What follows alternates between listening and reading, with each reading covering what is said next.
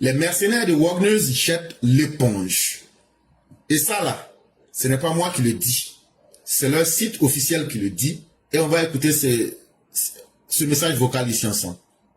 Au Mali, la Russie se retire, mes amis. Au Mali, Wagner a annoncé aujourd'hui même qu'il mettait fin au combat, qu'il retournait en Russie et qu'il quittait définitivement le continent africain, mes amis. C'est une nouvelle qui a fait grand bruit et franchement, c'est très inquiétant. Et oui, mes amis, et c'est tombé aujourd'hui même dans un communiqué de Wagner qui a donc publié un communiqué dans lequel ils disent: nous avons travaillé pendant 3 ans et demi. Nous avons libéré les plus grandes capitales régionales. Maintenant, nous partons. Nous avons terminé notre mission. Et j'ai envie de vous dire, mais ils partent au pire moment. Je vous rappelle quand même qu'il y a quelques jours, on parle du 30 mai, c'était il n'y a pas très longtemps, il y a eu une attaque à Sirakorola qui se situe à 85 km de Bamako. C'est-à-dire qu'il y a une pression sur Bamako qui est de plus en plus importante, ils osent aller de plus en plus loin, de plus en plus proche de la capitale, et les Russes, là, ils décident de partir.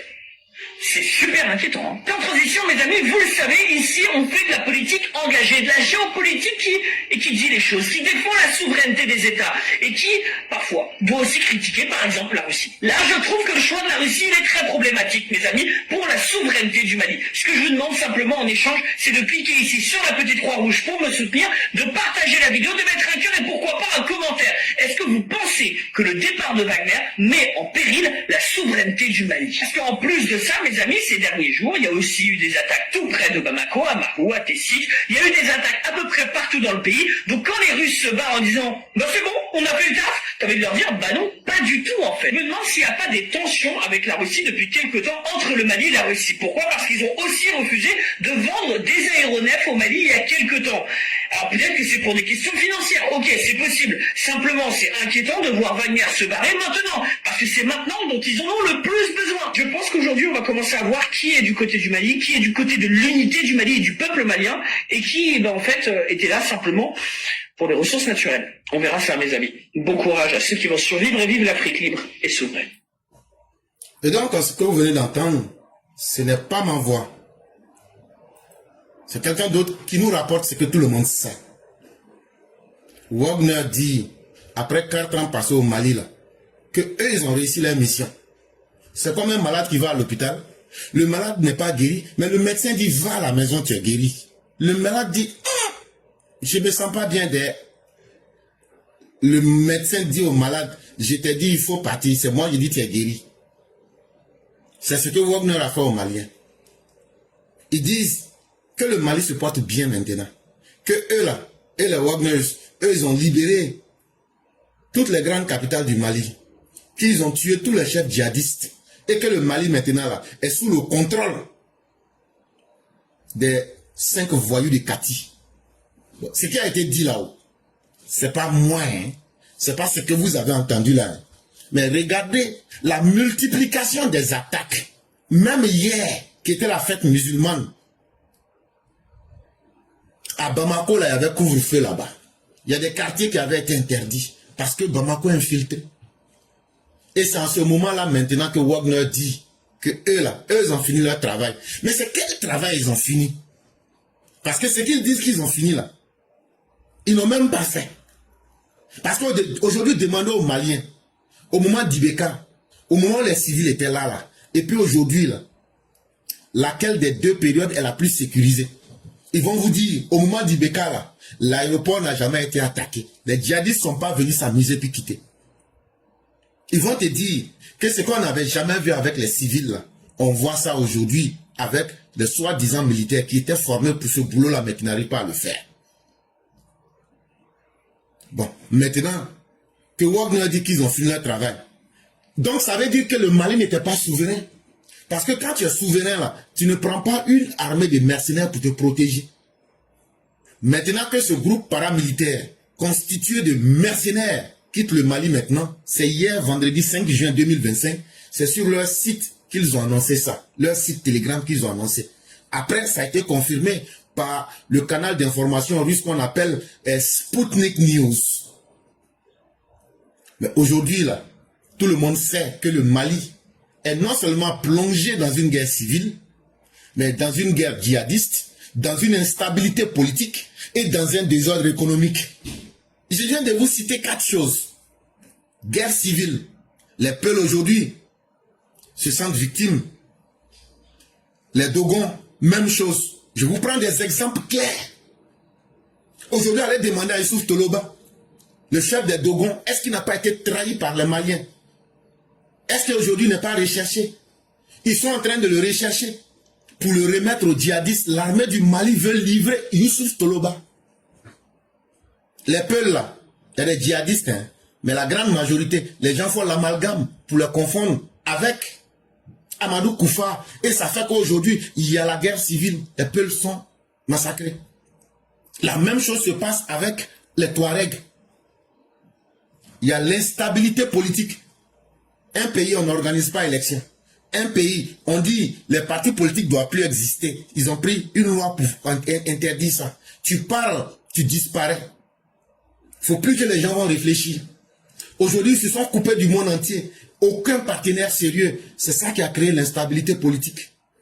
Aujourd'hui, eux-mêmes font la promotion du djihadisme parce que ils ont permis que le djihadisme puisse venir justifier le fait qu'eux se cachent à Bamako. Et donc, est-ce que quand on a un pays comme ça, est-ce qu'on peut parler des pays, à plus forte raison, dire que on cherche la souveraineté? Pour parler de souveraineté, il faut d'abord exister. Pour parler de souveraineté, il faut d'abord avoir sa propre armée. En réalité, là, les putschistes ont jeté l'éponge. Parce que, figurez-vous, quand l'aéroport Sénou a été attaqué, là, les troupes de Wagner ont perdu trop de gars. Mais ils n'ont jamais voulu dire ça. Mais bien avant ça, à Tinzouaten, c'est que les gens leur ont montré à Tinzouaten. Ça a été un carnage. Et ce n'était pas fini. Depuis pratiquement 2 semaines, en 2 semaines, il y a plus de 50 Wagners qui ont perdu la vie. En fait, Wagner est dépassé par les événements. Ils disent qu'ils quittent l'Afrique, c'est faux. Ils quittent le Mali parce que ils ont fini d'atteindre leurs objectifs. Ils ont fini de piller économiquement le Mali. Mais la situation commence à ressembler à celle de la Syrie. Sachez que c'est les Wagners qui protégeaient Bachar Assad aussi. Et donc, ils ne sont pas bêtes. Ils voient que les putschistes, là, leur temps est arrivé. Bientôt, là, c'est fini pour eux. Est-ce que vous ne vous souvenez pas, par plusieurs fois, ils ont annoncé que bientôt Bamako sera aux mains des djihadistes. Et donc là, eux, ils ont fini d'avoir ce qu'ils ont eu. Ils ont gagné en temps. Maintenant, ils disent, maintenant, quand eux vont quitter là, ils sont déjà quittés, que c'est Africa Corps qui va venir. Mais Africa Corps qui va venir là, il faut bien expliquer aux Maliens. Eux là, ils ne vont pas venir sur le terrain comme les Wagners pour se sacrifier à la mort. Hein. Eux là, ils vont rester au Kremlin là-bas. Et puis ils vont dire, bon voilà ce qui est bon pour vous. Comme de la consultance militaire. Et puis vous laissez sur le terrain là-bas. Vous allez leur donner l'argent cadeau. Maintenant, les gens de Wagner là, comme c'était des mercenaires là, ils ont des renseignements sur le gouvernement et l'armée malienne. Il y a certains parmi eux. C'est ça on dit. Quand tu deals avec les mercenaires, tu deals avec le père et la maman du diable.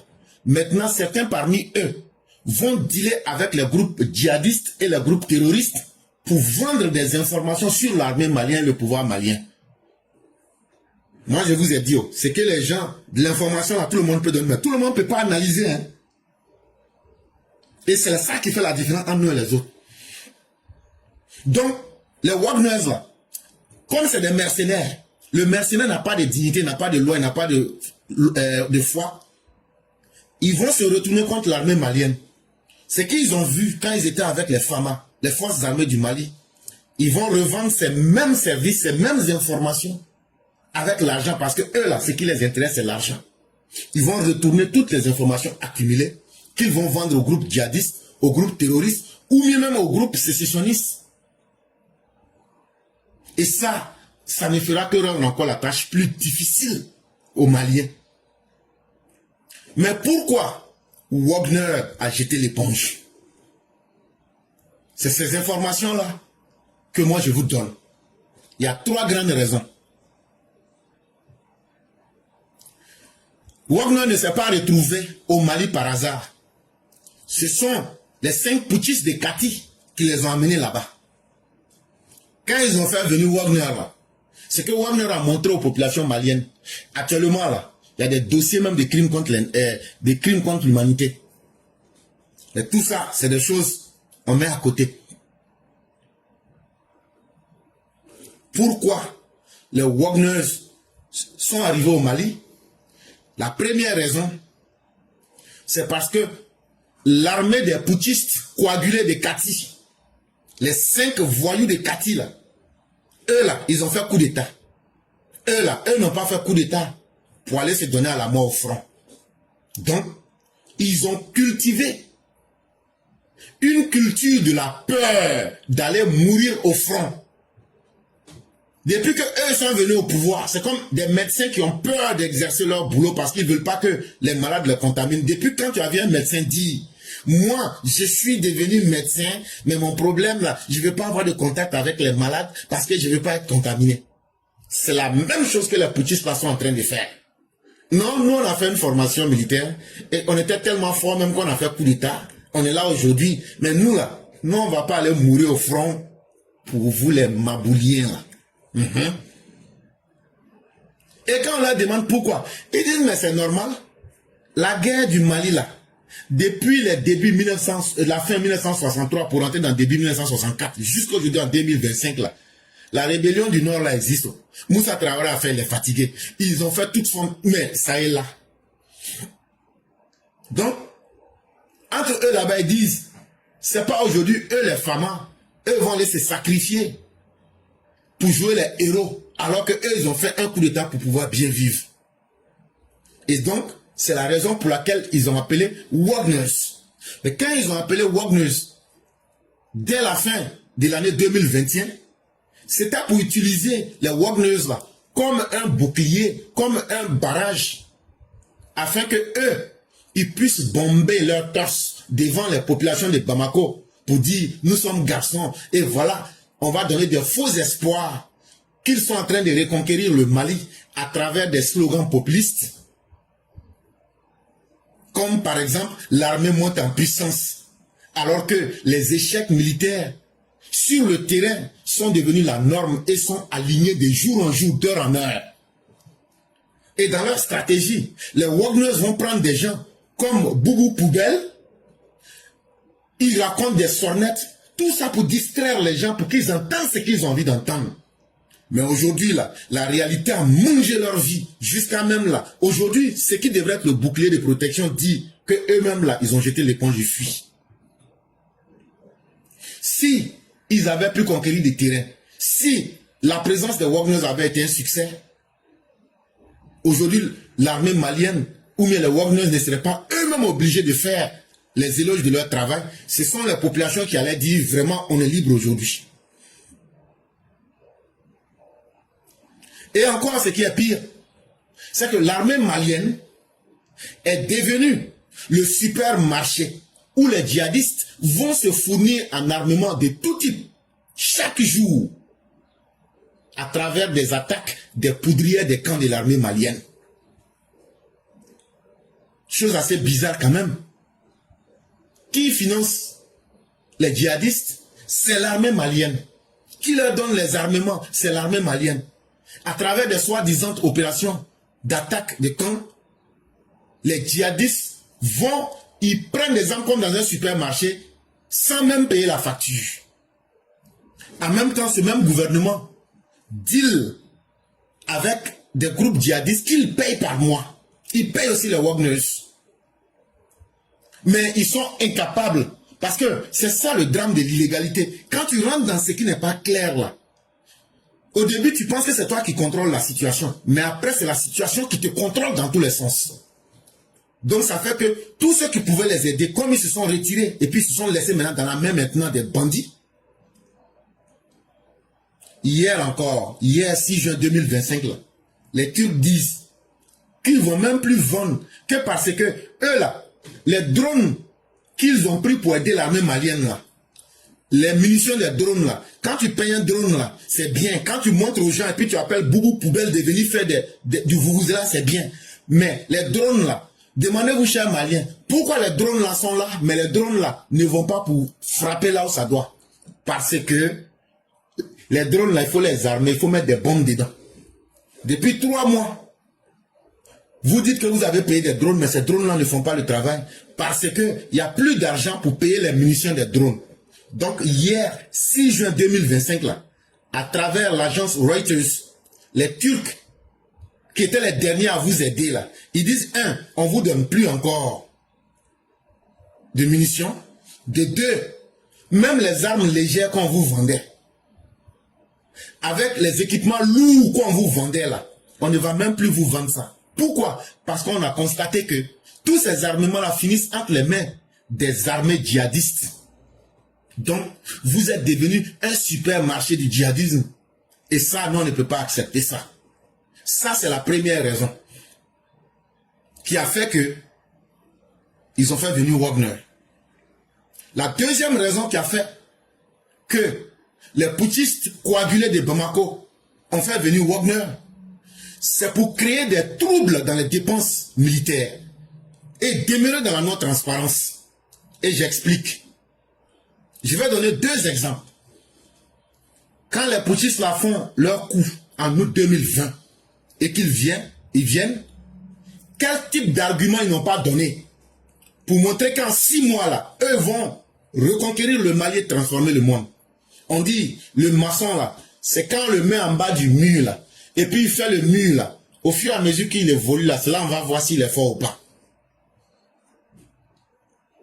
Mais aujourd'hui, les Maliens, si tu leur demandes là, c'est vrai qu'ils ont la grande gueule, hein, mais ils vont te dire vraiment, le temps des civils était mieux qu'aujourd'hui. Qu'est-ce que les putschistes ont fait? Sachant qu'eux ne pourront pas gagner cette guerre, et sachant que leurs jours seront comptés, ils ont fait venir les Wagners pour créer des dépenses militaires non transparentes. Et ça a commencé quand? La première fois où on a su, ils disent à des gens, allez payer des armes. Et quand ils disent à ces gens-là d'aller payer des armes, ils prennent le soin de dire à ces gens-là, ah, vous-même vous voyez, c'est comme quand Babo va envoyer quelqu'un. Quand on t'envoie, il faut savoir t'envoyer. Comme ces gens aussi, eux, ils savent s'envoyer là. Des gens illégaux qui sont dans l'illégalité, qui travaillent dans l'illégalité avec des personnes illégales. Est-ce que c'est moi qu'on a envoyé là? Je vais aller pour faire quelque chose dans la légalité. Donc, ils sont partis commander des fausses commandes d'armement, des vieilles armes de la deuxième et de la première guerre mondiale. Et dans la majorité, ils n'ont même pas pu livrer ces armements. Mais les rares fois où ils ont livré, ce sont des armes même qui ne fonctionnent pas. Et un exemple pour aller très vite. Le 28 septembre 2021, il y a 5 personnes, des officiers de l'armée malienne qui ont été arrêtés et mis sous mandat de dépôt parce qu'ils ont détourné l'argent qui devrait servir à payer des armements. Ces 5 personnes-là, il y a le colonel Abdul Wahab Touré, il y a Mohamed Lamine Diakité, le commandant Adama Kaba, le lieutenant Tio Konaté et le contrôleur financier Sango Fatoumata Bangou. Beaucoup pardon. On dit, mais les armements qu'on vous avait dit d'aller payer là, avec le contrat de fourniture des véhicules que vous n'avez pas livré aux militaires maliens là, l'argent là est où? Ils disent que, ah, que l'argent là, c'est monté, c'est descendu, mais, c'est comme ça. Mais en réalité là, ce sont les 5 brigands coagulés de Kati là. Ces personnes que je viens de citer là, ce sont leurs amis. Ils ont mis ces personnes là devant, on est à vous aller en prison là-bas. De toute façon, là, chacun va gagner beaucoup de milliards, des dizaines de milliards. Donc, prison, là, ça fait quoi? Si vous, on vous met dedans là-bas, là, vous avez gagné pour vous, nous, on a gagné pour nous. L'argent a disparu. Et chacun se cherche, c'est pas fini. Donc, ça, c'est un premier exemple que je vous donne. Depuis que ces putschistes-là sont là, ils ont multiplié les dépenses militaires, mais on ne voit pas les armements. On ne voit pas les armes. Et dans les rares cas où on voit les armes, ce sont des armes défectueuses. Mais ce qui va encore plus mal que les Maliens devraient constater, c'est le deuxième exemple. Et dans ce deuxième exemple, je vous ai bien dit qu'ils ont fait venir Wagner vers la fin de l'année 2021 au Mali. Ils ont commencé avec 800 et 1000 combattants mercenaires de Wagner. Mais est-ce que vous savez à combien les Wagner étaient payés?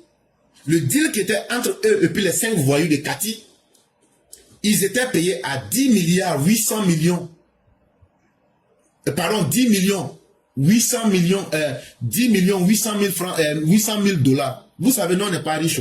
Donc, l'argent, là, nous, quand c'est beaucoup, là, quand ça dépasse 300, là, nous, on ne sait pas comment on dit ça. 10 milliards 800, 10 800 000 dollars. 10 millions 800 000 dollars par mois. Je répète, 10 millions 800 000 dollars par mois. Les soldats de Wagner, là, il faut diviser. Si on prend 1000 personnes divisé par 10 millions 800 000 dollars. Quand on parle de dollars, là, 1 dollar, le taux du jour aujourd'hui, c'est 563. Donc, on n'a qu'à dire ça en francs CFA. Les 5 voyous coagulés de Cathy, là, chaque mois, selon ce qu'ils ont mis sur papier, là, eux, ils payaient Wagner 6 milliards 80 millions 400 000 francs CFA. Ça, c'est ce qui partait dans les poches de Wagner. Or, je vous dis que Wagner est là depuis fin 2021. Nous sommes en 2025 aujourd'hui. Donc, ça veut dire, ça fait 4 ans ils sont là. Maintenant, 4 ans là, dans chaque année, il y a 12 mois. Quand tu multiplies ce qu'ils ont donné à Wagner chaque mois, 6 milliards 80 millions 400 000 francs CFA fois 4, ça te donne en 4 ans 291 milliards 859 millions 200 000 francs CFA. Et vous vous souvenez, quand ils sont allés à Tinzouaten et qu'ils ont mordu la poussière là-bas comme des chiens, entre le 25 et le 27 juillet 2024, il y a plein de Wagners qui ont été diouf. Ils les ont tagués correctement. Cadavres étaient alignés partout.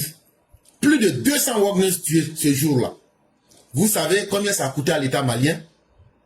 Les Wagners disent, chaque soldat Wagner qui est tombé là, ils étaient autour de 200 personnes. Leur cadavre là, ça a coûté chacun 75 millions de francs CFA aux Maliens. Donc, 75 millions fois 200, ils ont payé encore 15 milliards de francs CFA. Mais en réalité, tout ce qu'on vient de vous dire là, c'est ce qui était sur papier. Mais à la réalité, c'est de la surfacturation. Parce que c'était un deal. La majorité de ces sommes-là est allée dans les poches des 5 voyous coagulés de Cathy. Les Wagners n'étaient qu'un écran de fumée. Ils savent très bien que les Wagners ne pourraient pas faire le travail. Et ils savent aussi que Wagner est conscient que eux là, ils sont dans l'illégalité. Et donc ils ont profité pour distribuer de l'argent dans le vide sur le dos du pauvre contribuable malien. Mais la troisième raison qui a fait que Wagner est venu au Mali, c'est que cette raison même là, les 5 voyous coagulés de Cathy même ne maîtrisent pas cette raison. Et écoutez-moi très bien.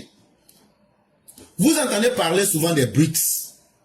Les BRICS, pour aller vite, ce sont des pays comme l'Inde, comme la Russie, comme le Brésil, comme l'Afrique du Sud et comme la Chine. Ce sont les 5 grands qui disent, comme les États-Unis utilisent le dollar pour faire malin sur le monde là, eux vont aussi créer un autre système économique mondial pour concurrencer le dollar.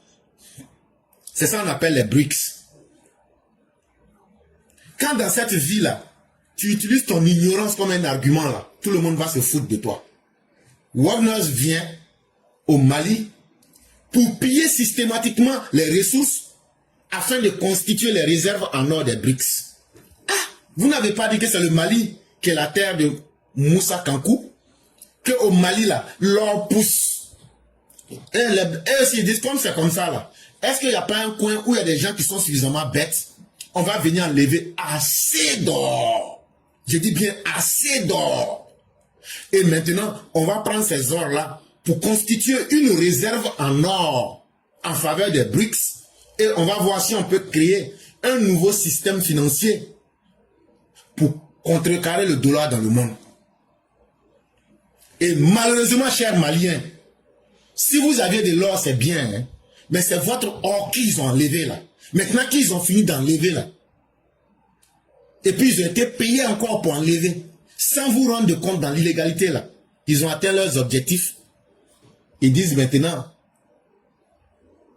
le vendredi 6 juin 2025, que eux ils ont fini leur travail. Bon, le travail qu'ils disent qu'ils ont fini là. Et puis ils disent, ils vous ont obombré, ils vous ont matagarabolisé. Prenez souvent les dictionnaires. Obombré, ça veut dire mettre quelqu'un dans le noir, dans le flou. C'est ça. Quand ils disent hier que eux ils ont fini leur travail, que eux ils ont tué les chefs djihadistes, ils ont protégé toutes les cartes, ça veut dire, moi je vais vous dire la vérité. Le vrai travail qu'on était venu faire là, pour tirer les ressources minières, pour tirer l'or et les métaux précieux là, le travail qu'on avait commencé depuis fin 2021, là, on a fini notre travail aujourd'hui. Donc là, on a fait suffisamment de conteneurs d'or. On n'a pas de compte à rendre, on n'a pas payé quelqu'un.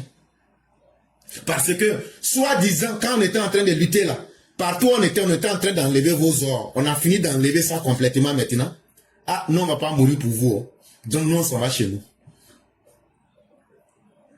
Le bilan de Wagner après 4 ans, 0. C'est le peuple malien qui en ressort comme étant le plus gros perdant. Chers Maliens, je sais que vous êtes classés parmi les 3 premiers pays les plus analphabètes du monde. Ça, je le sais. Mais, vous ne pouvez pas vous permettre le luxe de mourir bête. Réveillez-vous. Chassez ces 5 brigands coagulés en treillis. Soyez un peu dignes. Assumez-vous. Mépriser l'art de la guerre, c'est le premier pas vers la ruine. Que vous le voulez ou pas là, aujourd'hui vous ne vivez plus. Vous êtes entre le marteau et l'enclume. Vous êtes entre le chaos installé par les 5 voyous coagulés de Kati, ou bien le désastre que vous promet les djihadistes. La seule chose qui reste et qui vaut la peine d'être utilisée, c'est votre dignité. Et votre dignité là, c'est de comprendre que ce soit les djihadistes, que ce soit les mercenaires, ce sont des gens qui sont incertains, des gens que vous ne pouvez pas faire confiance. Ce sont des gens qui ne sont pas fidèles, ce sont des gens dangereux. Ils veulent bien être des soldats quand ils peuvent ne pas aller à la guerre. Mais on les paye et on leur permet de piller le pays, le Mali, et de piller les Maliens. Que ce soit les djihadistes ou les Wagners, c'est le même modèle, mais avec la bénédiction des 5 voyous coagulés de Kati. Mais quand les djihadistes vous attaquent, quand la guerre se présente aux portes de Bamako, vous les voyez fuir pour dire que non, on a fait notre travail. Et puis ils sont partis comme ça. Pourtant, c'est ce qu'on vous avait dit. C'est parce qu'ils ont perdu leur courage en face de la dure réalité de la guerre. C'est parce qu'aujourd'hui, la situation les a complètement dépassés. Et c'est ce qu'on vous a toujours dit, comme disait Machiavel pour le paraphraser. Un prince, un dirigeant qui veut établir son pouvoir, là, il faut établir ton pouvoir sur 2 bonnes bases. Des bonnes lois et des bonnes armes. Les 2 sont complémentaires. Et ici, quand on parle de bonnes lois, ça veut dire, faut d'abord faire respecter la loi. Deuxièmement, faut bâtir une armée avec des hommes propres, avec des moyens propres et non des mercenaires.